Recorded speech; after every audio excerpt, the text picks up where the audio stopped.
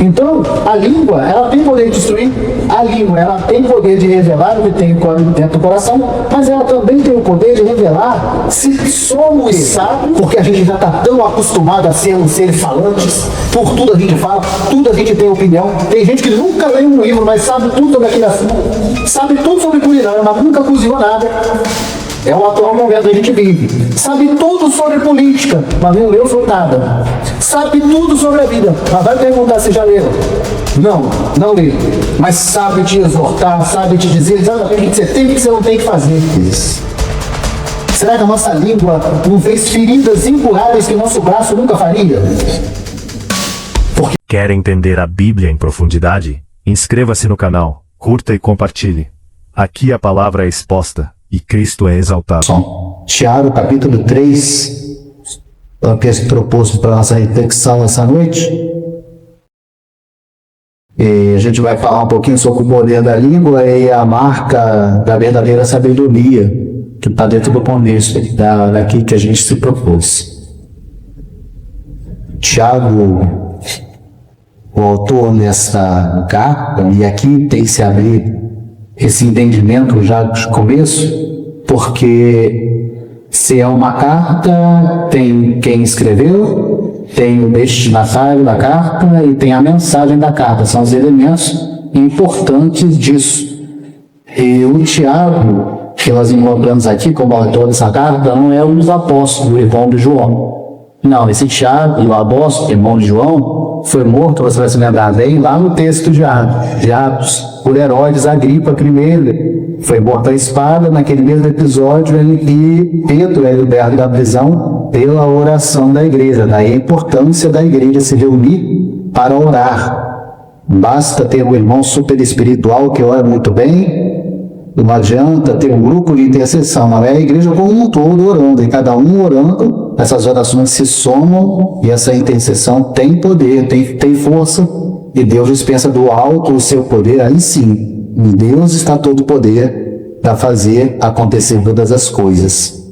A mensagem dessa carta, ela é destinada aos irmãos, todos aqueles judeus primeiros convertidos que se encontravam dispersos pela perseguição inicial à igreja. Então tinha irmãos dispersos por todos os cantos. E no começo, no primeiro versículo da carta, a gente vai encontrar exatamente essa especificação, de para quem é o destinatário e dando essa pequena introdução. Então a carta de Tiago é uma carta relativamente pequena, o texto são só 5 capítulos, mas que traz profundas reflexões para a nossa vida. Então não é uma carta reflexiva apenas. O texto da carta de Tiago é um texto para a vida prática da Igreja de Jesus. É uma carta que vai trazer ensinamentos, e eu encontrei, quando ele estava a respeito disso, alguns diziam que é como se fosse um livro de provérbios inserido dentro do Novo Testamento, de tão pontual, de tão assertivo que são as palavras a respeito do que é a vida cristã na prática. O que a gente vai encontrar aqui Tiago, ao escrever essas coisas, ele vai falar e levar aos crentes a entender que a fé precisa ser uma fé autêntica, visível, mas sobretudo coerente com aquilo que a gente vive. Porque existem coisas que destoam, existem palavras que não condizem com as obras, e Tiago vai realmente, em grande parte do seu escrito aqui, confrontar isso. Ele vai falar a respeito da relação entre fé e obras, deixando claro que o que mostra a fé deles estão sendo salvos e termos essa fé, ele só vai ser visível através das obras. Ele não está colocando aqui uma coisa sobreposta à outra, mas está dizendo que uma coisa aponta para outra coisa. Isso é necessário desse entendimento.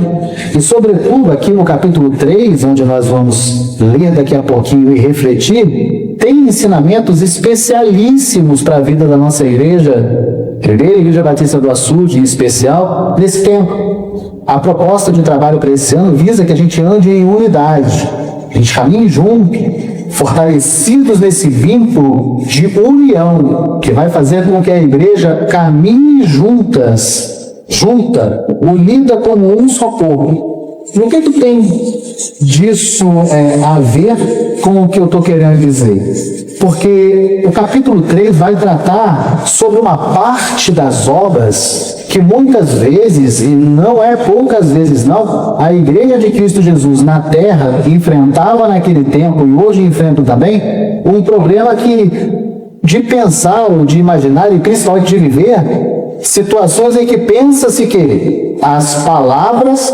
também não são obras, e sim, as nossas palavras são as nossas obras faladas. Então, sobre tudo isso, os ensinamentos de Tiago vão trazer nesse capítulo de número 3, mais do que revelando através do que ele vai descrever a respeito das obras da língua, que é como ele trata, a intenção do que o nosso coração está cheio, porque na verdade, falar não é simplesmente falar, falar revela o que está dentro da mente.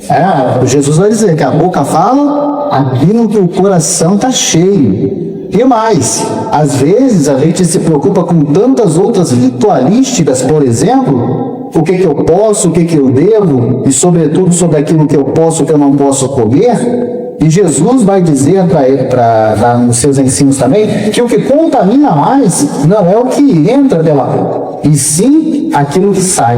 Então, dada essa primeira explanação inicial, se eu tivesse que dar um título para esse estudo dessa noite, eu poderia dizer assim, vamos falar assim, o título da nossa lição vai ser Boca Fechada não entra mosquito. Mas não seria legal falar isso, porque isso não é Bíblia, e nem tão pouco é coisa para cristão.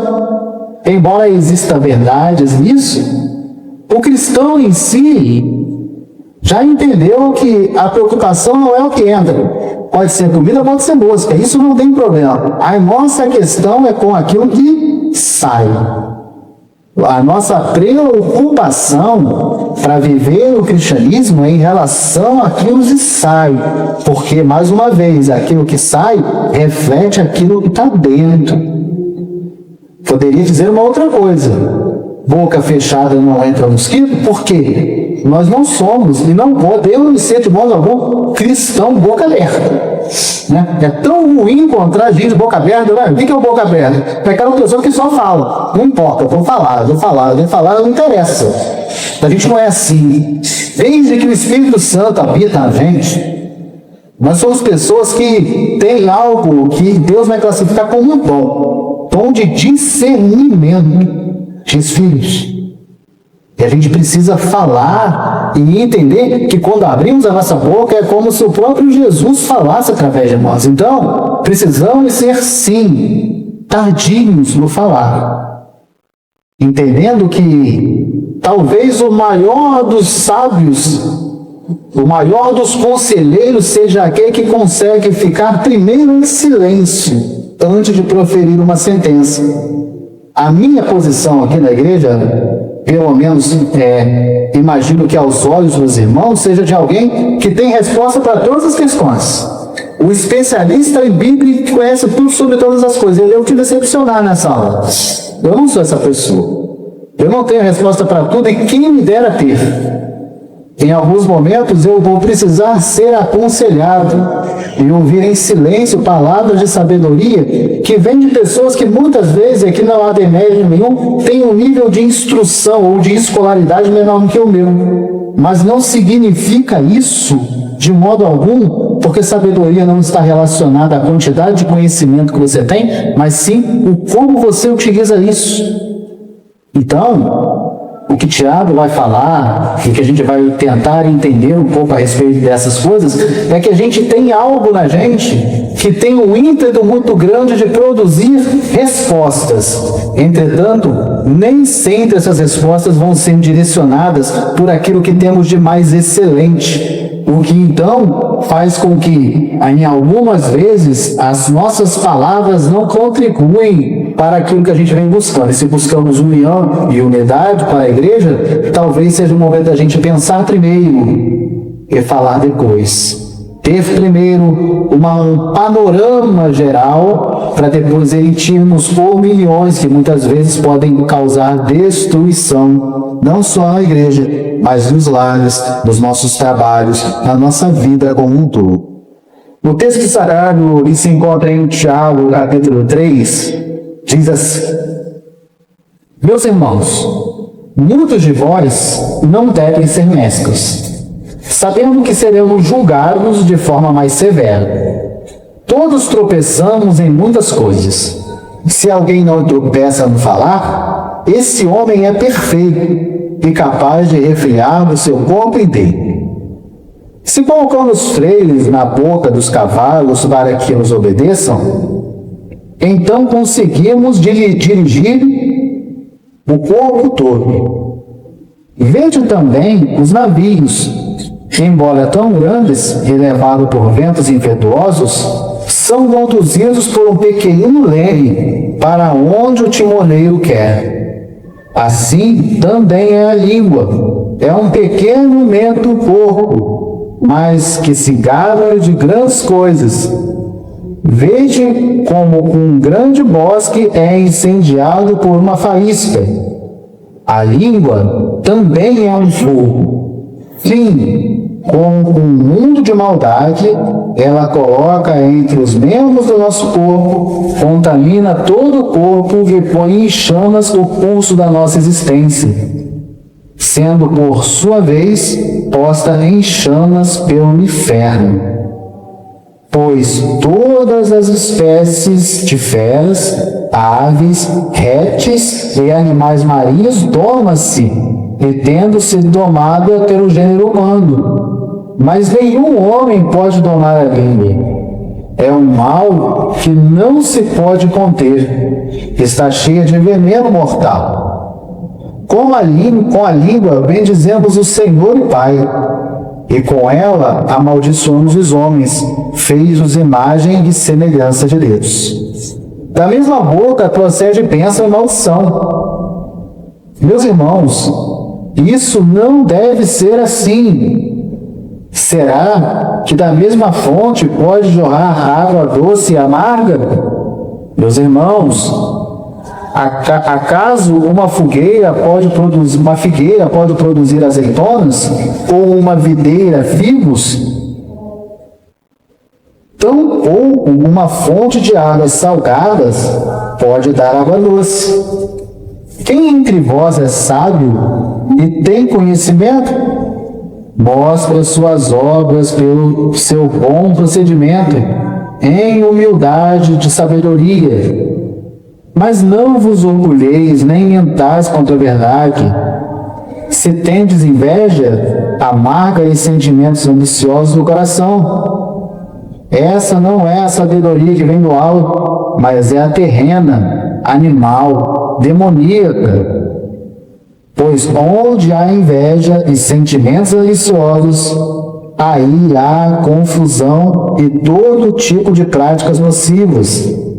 Mas a sabedoria que vem do alto é, em primeiro lugar, pura, depois pacífica, moderada, tratável, cheia de misericórdia e de bons frutos, imparcial e sem hipocrisia.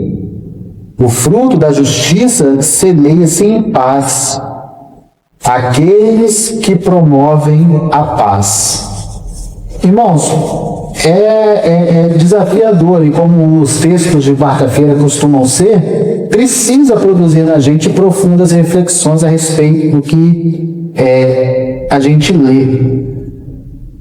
E não é fácil para nós que somos seres criados, imagem e semelhança de Deus, pessoas para as quais o Senhor disse que dominaríamos sobre a terra e sujeitaríamos toda ela, e nos constituiu e chamou de imagem e semelhança do Senhor, e pôs em nós condições especiais para vivermos uma vida nesse aspecto de dominação.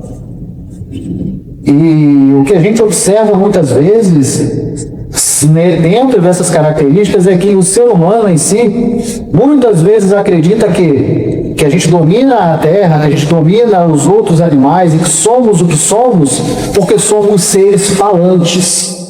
E na verdade nós sabemos que não é por aí.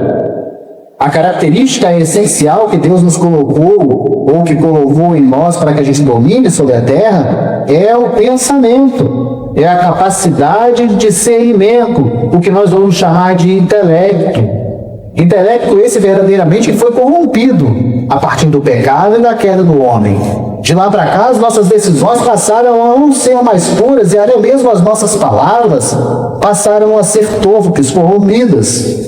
Contra isso, o que precisamos e encontramos como resposta para que essa prática seja corrigida é aceitar na nossa conversão que o Senhor Jesus agora fala através de nós. Então, os nossos pensamentos e o nosso viver, e sobretudo sobre o que trataremos aqui, as nossas falas não são mais nossas. Passamos a pensar com a mente de Cristo. Passamos a agir como discípulos de Cristo, fazendo aquilo que o Mestre faria. E se ele se agradaria das nossas práticas, de tal maneira que também o nosso falar precisa ser como o falar de Cristo. A igreja primitiva, que recebeu originalmente essa carta, passada por perseguições, passada por pressões sociais, mas também passada por conflitos internos. E desde que a religião foi fundada, e desde que a igreja começou, sempre existiu trocas de opiniões a respeito de quem era Jesus e sobre a sua obra. Mas hoje temos a graça e a clareza de saber que não vivemos mais pelas opiniões emitidas a respeito da obra de Cristo, porque agora a revelação se fez completa através da sua palavra e temos condições de, ao examiná-la, chegarmos à luz da verdade. Então, as nossas falas podem ser sim direcionadas pela verdade inabalável e eterna do Senhor, porque conhecemos.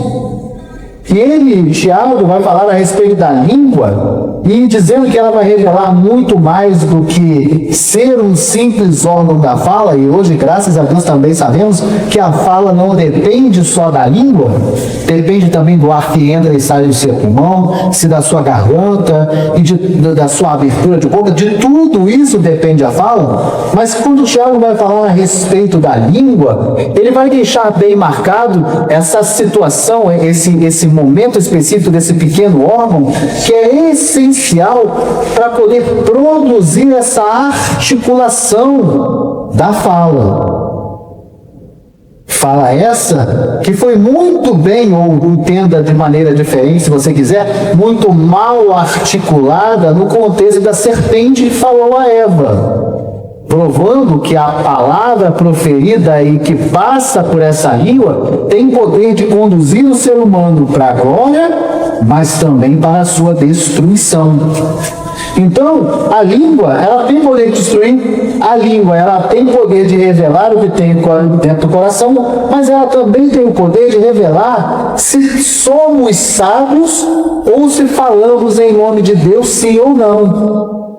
Através daquilo que falamos, a gente está manifestando muito mais do que simplesmente a nossa opinião. E mais uma vez eu te digo, as nossas palavras, elas não são tão somente palavras soltas, elas são um espelho que possibilitam que a gente olhe para dentro, que a gente olhe para dentro do nosso coração. E quando o Tiago vai tratar a respeito do que ele vai falar em relação à língua dos versículos de 1 a 8, ele vai falar a respeito dos perigos de uma língua sem controle. Vocês conhecem gente que tem língua descontrolada? Ou só eu que conheço? Ou é só lá no meu trabalho que tem gente que fala, que diz pelos cotovelos? Você conhece gente que fala uma coisa e se arrepende no momento seguinte, volta para tentar corrigir depois, mas aí já era, já foi? Tem gente assim? Você conhece gente assim? Ou só eu que conheço? Agora, o exercício é o seguinte, você já parou que de repente essa gente que a gente conhece é a gente?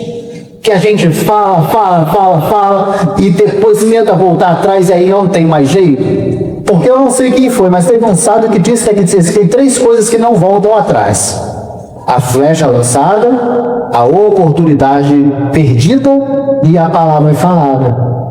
Falou, já era. Por mais que a gente tente consertar depois, não foi bem isso que eu quis dizer. não era nesse sentido. A outra pessoa já ouviu. E quando a outra pessoa ouve, ou a outra plateia ouve, como estamos aqui, não tem mais jeito de voltar atrás. Já foi, já era, já passou.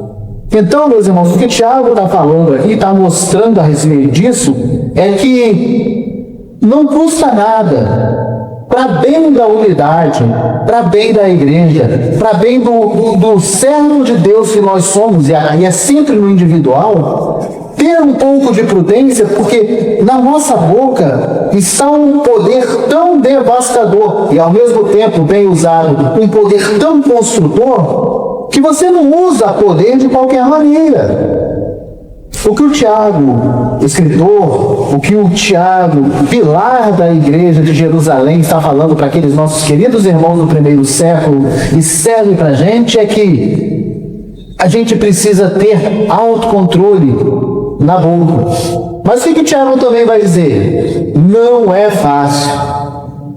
Ele vai dizer que, olha só a colocação que ele vai dizer, que o homem que consegue controlar a própria língua, esse homem consegue controlar qualquer parte do corpo. Em outras maneiras de entender, esse homem consegue alcançar tudo. Esse homem consegue fazer qualquer coisa, mas domar a língua esse homem não consegue. Ele vai usar algumas comparações, ele vai falar a respeito do freio na boca do cavalo. Os irmãos que são da terra, que conviveram mais tempo com a criação, sabem bem melhor que eu. Eu nunca tive habilidade para lutar né? Sempre tive medo. Mas você colocou o cabestrozinho ali, colocou o freio, você diz para o cavalo, você vai à direita, você vai à esquerda. Você quer que ele pare, você puxa, né? Que ele pare, você comanda ele. E o Tiago vai usar também o leito do navio. Ah, o Titanic. Se tivesse um controle legal, não teria afundado, né? Se não tivesse condição de mudar a rota antes de bater lá no gelo, não teria afundado. Então, ele vai usar uma outra comparação, mas uma pequena faísca que incendeia a floresta. Está no outono, é isso? Não, no inverno. Daqui a pouco, o mato ao redor das nossas casas, aqui na nossa cidade, vai ficar o quê? Vai ficar sequinho. E sempre tem um abençoado que vai lá e vai fazer o quê? Riscar um fósforo. Ele não vai pegar, ele vai riscar um fósforo. E você sabe o que vai acontecer? Vai pegar fogo em tudo. Vai queimar tudo. É uma faíscazinha que incendeia e acaba e faz mal para a gente que tem problema respiratório.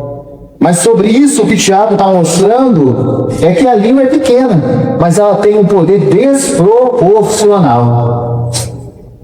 A língua é mais forte do que o nosso braço. Você certamente, nós, a gente nunca matou ninguém a solto, já matou? A gente nunca feriu ninguém, eu nunca tive esse desprazer de dar um soco em alguém e machucar. Mas será que com a língua a gente já não cansou de fazer isso muitas vezes? Será que a nossa língua não fez feridas incuráveis que o nosso braço nunca faria? Porque a gente pensa, meus irmãos, muitas vezes que ferida é aquilo que sai sangue, machucado é aquilo que dói. Mas quando eu vou olhar para esse contexto dessa destruição devastadora que a língua pode fazer, o que Tiago está me mostrando é que a força que ela tem, ela vai causar feridas que, olha só, se é uma ferida causada por um soco, um olho roxo, daqui a pouco, com um pouquinho de gelo, aquilo está normal. Agora, as feridas que a língua causa na alma humana, vai passar gerações e tempos, e muitas vezes feridas não vão ser curáveis. Só quem vai poder entrar e curar o estrago que eu e você fizemos é o Senhor Jesus. Você está exagerando, Alexandre. Não estou, não. E aqui eu vou ser muito claro e direto com vocês, como eu sempre sou às quartas-feiras. Puxa pela tua memória aí. Se já não teve gente que saiu daqui machucada por causa de uma palavra. Uma palavra. Aí, na nossa defesa, a gente vai fazer nossa língua fazer pior. Vai dizer, saiu da igreja porque nunca esteve nela para fazer de Cristo. Vai fazer pior. A gente vai falar assim, saiu porque é imaturo. Graças a Deus que quem pensa assim é madurão. É o trigo no meio do joio. né? É o alecrim dourado. Mas verdadeiramente, isso aí está revelando o coração. O coração que ao invés de tentar se colocar no lugar do outro, que a gente vai chamar, nos nossos que essa palavra de empatia, não. Vai primeiro catar a regra, para depois ver se machucou. É aí onde pegar, pegou. Vai se justificar dizendo assim, mas eu só falei uma palavrinha, e o irmãozinho se doeu todo. Ou então vai dizer assim, eu não falei nada, eu só compartilhei o que chegou aos meus ouvidos. É o poder da língua. É o poder que Tiago vai deixar claro que não é simplesmente de um órgão, é de uma falta de sabedoria que não chegou ainda ao coração. O que o Tiago vai falar é que essa língua, ela pode ferir profundamente. Ela pode destruir para sempre, meus irmãos, relacionamentos na igreja, em casa e aonde a gente quer que esteja. É uma língua, é um poder que pode contaminar todo o ambiente. E mais, é um poder que pode inflamar toda uma igreja. Vide a igreja para a qual foi destinada essa carta. Não precisa todo mundo falar ao mesmo tempo, não.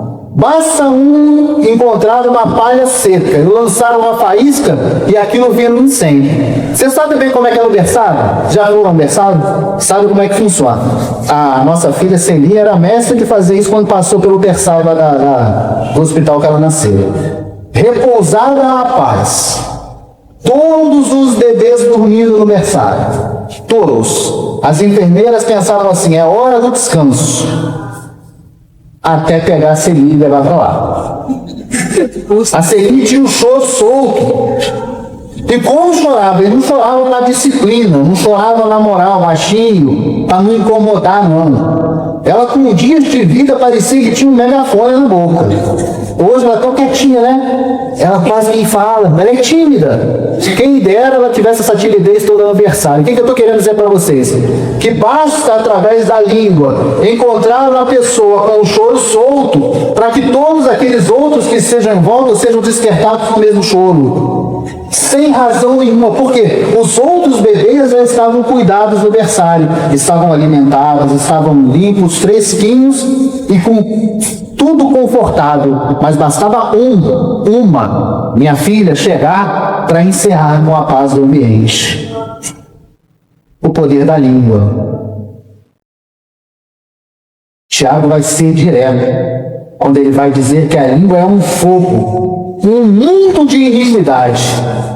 Você sabe a diferença, né? De pecado para iniquidade, não sabe? Fogo você sabe que é aquilo que queima. Mas dizer que é um mundo de iniquidade é por quê? Porque a gente já está tão acostumado a sermos seres falantes, por tudo a gente fala, tudo a gente tem opinião. Tem gente que nunca leu um livro, mas sabe tudo sobre aquele assunto, sabe tudo sobre culinária, mas nunca cozinhou nada. É o atual momento que a gente vive. Sabe tudo sobre política, mas não leu sobre nada. Sabe tudo sobre a vida, mas vai perguntar se já leram.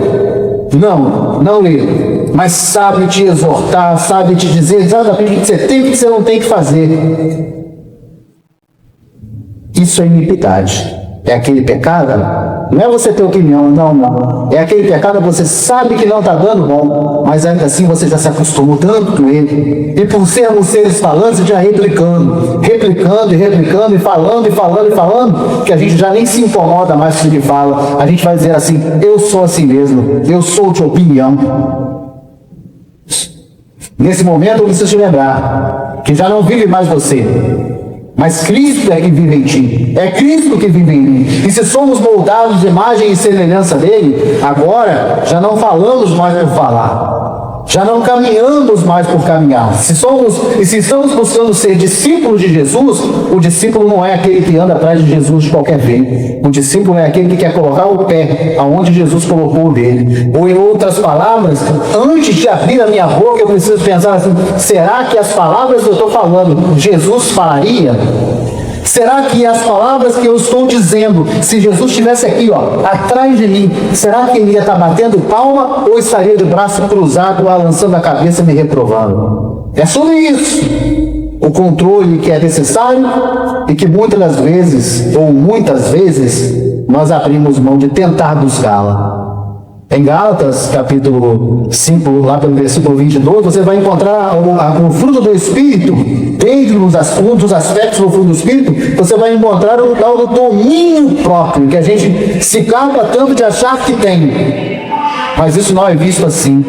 Tiago, na sua carta, vai deixar claro que é nas obras, que é naquilo que fazemos, que esse fruto que vem através da fé, esse fruto vai ser evidenciado, esse fruto vai ser mostrado. Não tem outro jeito.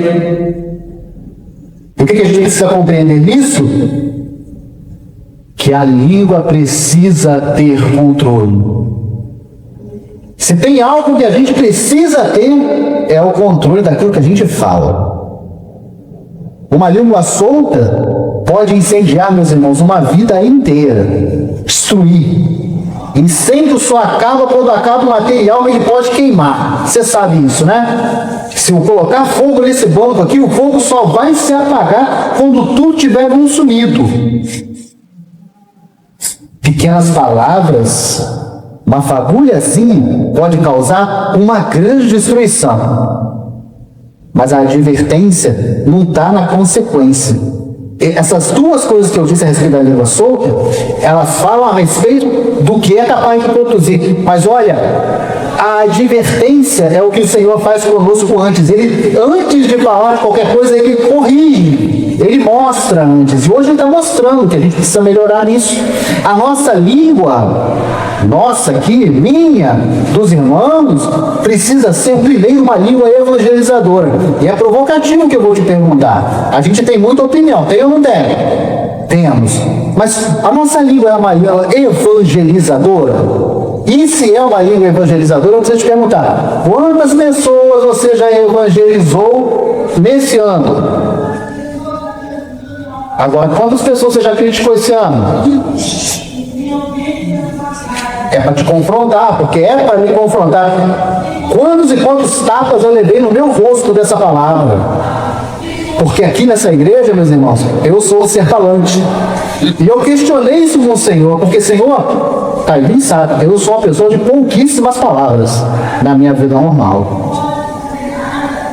Eu entro em casa e muitas vezes é só que, ué amor, cheguei. Eu não vou ficar conversando, eu não sou uma pessoa de muito falar. E o Senhor me colocou numa posição em que eu tenho que falar. Eu tenho que falar. Eu preciso falar porque é falando que eu estou ensinando. Mas eu não estou ensinando só com o que eu falo, eu estou ensinando com as coisas que eu falo, mas os irmãos veem acontecendo na minha vida também. Então, o discurso precisa ser condizente com a prática, porque do contrário é hipocrisia. E hipocrisia não tem vez no Evangelho do Senhor Jesus que a gente quer ensinar. É pesado, né? É duro de ouvir uma quarta-feira igual a essa. Mas eu quero te perguntar mais algumas coisas, porque as coisas que eu pergunto são para a nossa aplicação. Como você tem usado a sua língua, meu irmão, para falar dentro da sua casa, por exemplo? As palavras são de propagação de bênçãos? São de edificação? As suas palavras, elas mais edificam ou elas mais ferem? Quando você tem a oportunidade de abrir a sua boca para falar, geralmente a sua primeira intenção é falar coisas que vão edificar ou é dizer coisas que vão fazer com que o outro se sinta desconfortável para que você se sinta superior. Por que Tiago foi tão duro, né? Quando você tem a oportunidade de falar, você geralmente nas suas palavras reage com sabedoria? Ou é a pessoa que gosta do confronto porque não abre mão de um debate? Talvez, em grande parte das nossas situações, quando somos confrontados, principalmente por aqueles que não são da nossa fé, muitas vezes o nosso silêncio santo do Senhor pode trazer respostas muito mais profundas. Agora, quando temos a oportunidade de abrir a nossa boca e exercitar o músculo que está dentro dela, Poderíamos ser melhores em aproveitar esse momento e dizer que não mais só a minha mente, não só mais o meu coração, mas a minha língua também, agora quem governa é o Senhor. É duro, né? Mas os versículos 9 ao 12, o Tiago vai mostrar para a gente, meus irmãos, a incoerência que existe entre uma fé que não domina a língua. Somos do Senhor. E a gente recita textos. Somos fluentes na linguagem cristã. Falamos do Senhor, confessamos o Senhor, dizemos que o Senhor é o nosso Deus e recitamos o Salmo de número 1. Bem-aventurado é o varão que não anda segundo o conselho dos ímpios, nem se detém no caminho dos pecadores. Opa, aqui tem um problema. Nem se assenta na roda dos escarnecedores. Eita! É um caminho, meus irmãos, que o Salmo 1 aponta para a gente desviar dele. Em tantos outros momentos da narrativa bíblica, o que você vai encontrar é a Bíblia mostrando para a gente como não se deve andar. Não estabelecendo uma regra daquilo que pode ou daquilo que não pode, porque isso caberá ao seu discernimento que vem do Senhor. Entretanto, aqui nesse contexto de falas, a gente tem que controlar e regular exatamente, e isso vai partir de dentro para fora, as coisas que são para a nossa edificação e as coisas que são para a nossa destruição. Porque o ser humano é um ser contraditório. O ser humano é um ser paradoxal ao nome. O ser humano é um ser que é capaz de pensar uma coisa boa e na sua prática diária fazer tudo ao contrário. O ser humano, e Tiago vai deixar claro aqui, e o versículo é emblemático, vai dizer que é um ser capaz de falar bem do Senhor, glorificar a Deus, mas falar mal do seu irmão, que é a imagem e semelhança de Deus. Olha que coisa de doido. Isso não é no ambiente de Sunday, não. É no mesmo ambiente congregacional, às vezes é no mesmo culto. Que você vai ter a palavra de oração naquele culto e você diz: bendito é o Senhor, glória ao teu nome, Senhor, nós bendizemos a tua majestade, e não sei o que, e no mesmo momento vai dizer ao teu irmão assim: não sei para que ele faz assim, por que ele é desse jeito? Olha só, misericórdia esse irmão, misericórdia é eu que tenho uma língua que não cabe na boca. Então, meus irmãos, essas incompatibilidades, elas se manifestam muito claras na prática da fé cristã. As outras religiões têm isso? Não me interessa. Nós somos do Senhor. Então, quer vivamos, quer morramos, o nosso viver é para a glória de Deus. Se o outro lado, a outra religião tem esse costume, aqui não é costume. Aqui a gente vai se cercear nisso, porque isso é bom.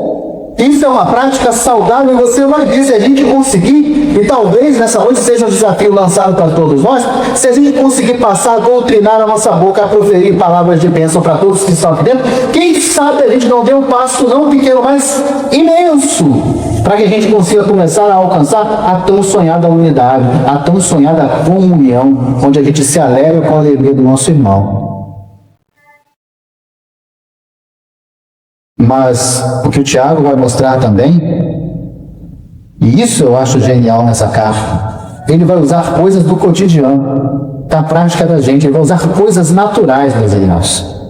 Ele vai falar a respeito de uma água, de uma fonte que produz água. E essa fonte, ela não produz água doce e água amarga, não no mesmo lugar. Quero abrir um pequeno parênteses com os irmãos. Eu não vou longe, mas estamos caminhando para o final. Pode ficar tranquilo. O doce e o amargo, não sei se você já percebeu, eles só são possíveis de ser percebidos na língua.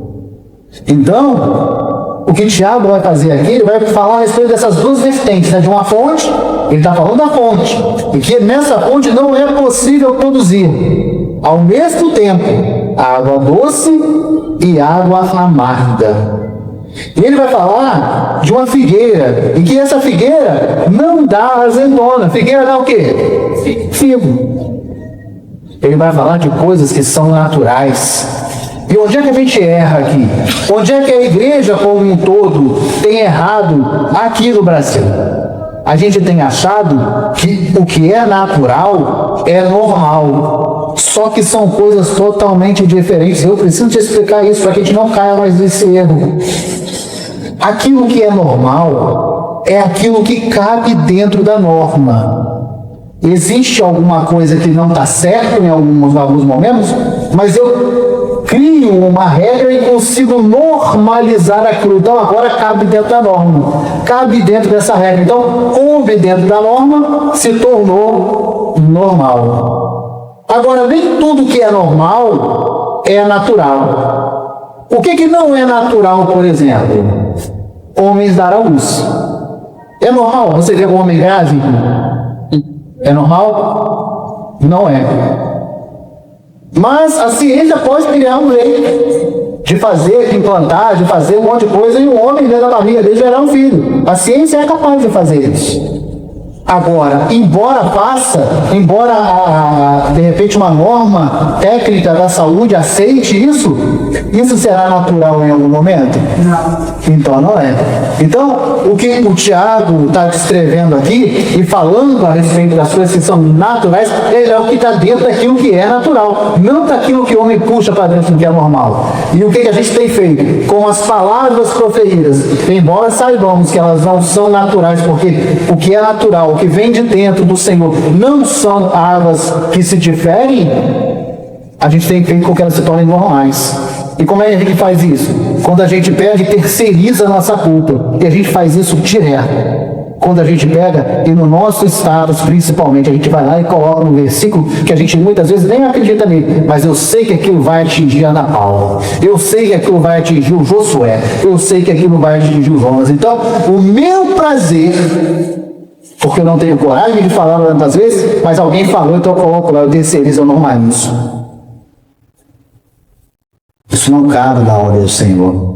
Isso não cabe na vida cristã que nós chamamos de nossa vida. Quando recebemos o Senhor Jesus, a gente precisa entender que a vida que nós levamos aqui no culto, e é maravilhoso o culto, sabe, meu irmão? Minha irmã? O culto é maravilhoso porque aqui eu olho para meus irmãos e vejo um povo que vai morar no céu. Eu olho para daqui, de onde eu estou vendo, eu só vejo gente que vai para o céu, santos do Senhor, e são salvos de Cristo. Mas a pergunta que fica é a seguinte: na tua casa, na nossa casa, somos aquilo que somos aqui também, principalmente no âmbito da fala? A boca que glorifica o Senhor aqui na igreja, glorifica também o relacionamento de marido e esposa dentro de casa? Sabe corrigir um filho com amor? Sabe mostrar autoridade dentro do lar, sem ser autoritário nas palavras?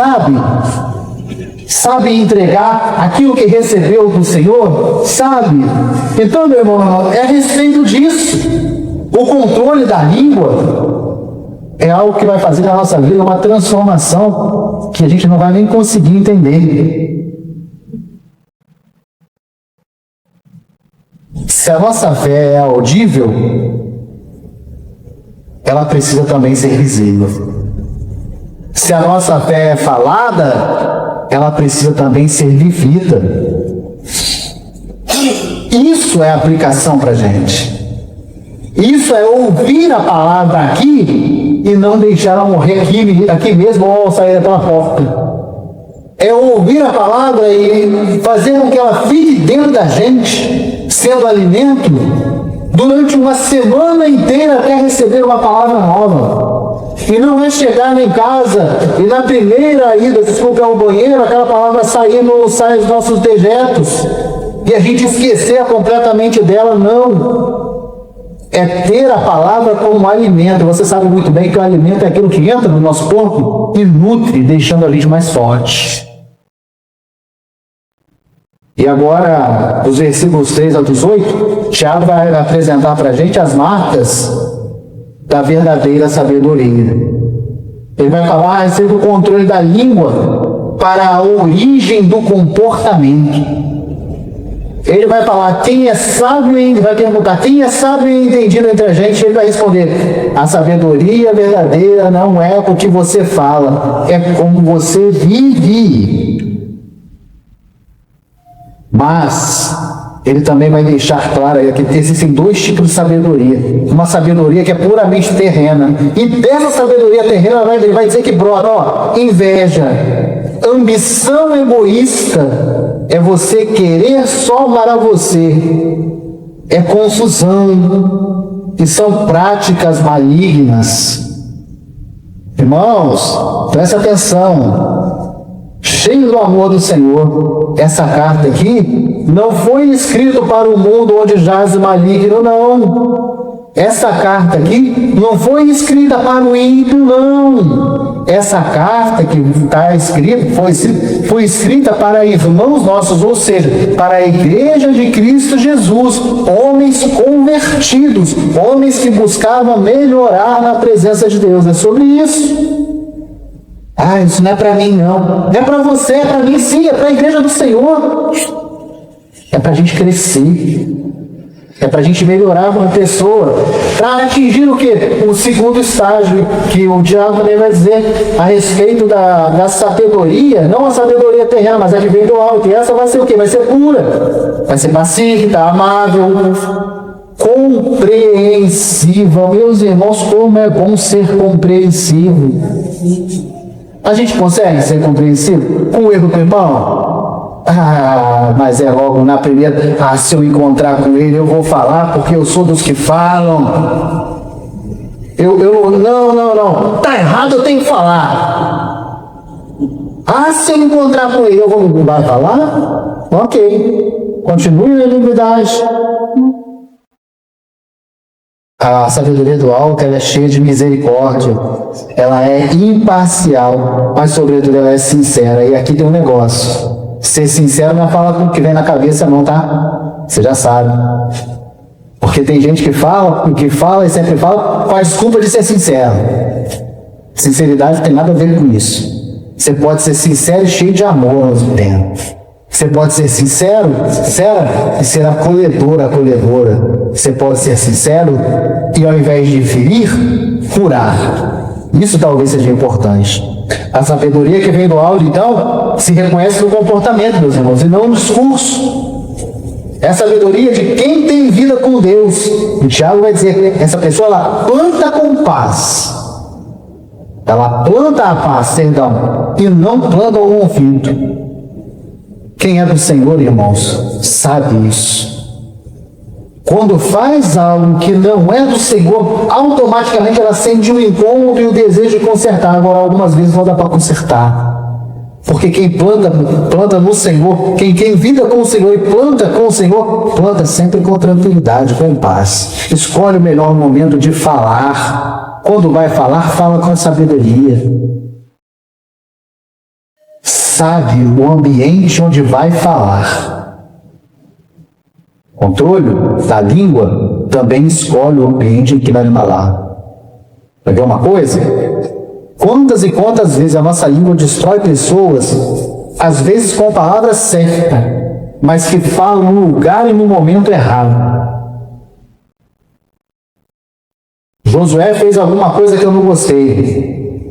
Eu tenho a palavra certa, eu tenho um jeito certo de falar, mas ao invés de conversar em amor com Josué, eu vou falando a irmã Ana. O Josué fez isso, eu não gostei, não sei o que. Eu logo, sinceramente, o Josué para mim, não serve mais. Josué, aí a Ana ouve do outro e vai de mim, vai botar pro Jaildo em casa. Não acredito, o Jaildo vai botar pro Zé Alcino, e assim vai nascer uma coisa através de uma língua que a gente conhece bem, que se chama fofoca. Destruiu-se uma vida, porque não se teve a hombridade, a honestidade de praticar sinceridade com amor. O objetivo final disso sempre foi causar destruição, mas nós somos um povo de Deus. Se tínhamos em algum momento a intenção, ou se fazíamos, hoje é o dia que o Senhor trouxe mais uma vez, eu tenho certeza que não foi a primeira, trouxe mais uma vez a palavra para nós que estamos aqui ouvindo, essa correção prática através do escrito de Tiago, para que a gente viva melhor. Isso aqui, meu irmão, é conselho para a gente ser aperfeiçoado no Senhor, sermos melhores, para um dito céu? Sim, mas é um conselho prático para a vida da igreja, para a gente conviver como irmãos, em comunhão, em unidade, sobretudo, entendendo e atendendo uns aos outros. A gente é família, não é? Somos a família da primeira Igreja Batista do Assunto. Meus irmãos, não vou negar para você, a gente sabe que família tem todo tipo de gente. Tem irmão de sangue que a gente gosta mais, a gente tem mais afinidade. E tem irmão que a gente, não é que a gente não gosta, mas a gente tem um pouquinho mais de reserva com relação a ele. É o jeito. Tem família que tem cunhado que só sabe perturbar, e cunhado nem a família, é parente. Né? Mas entretanto,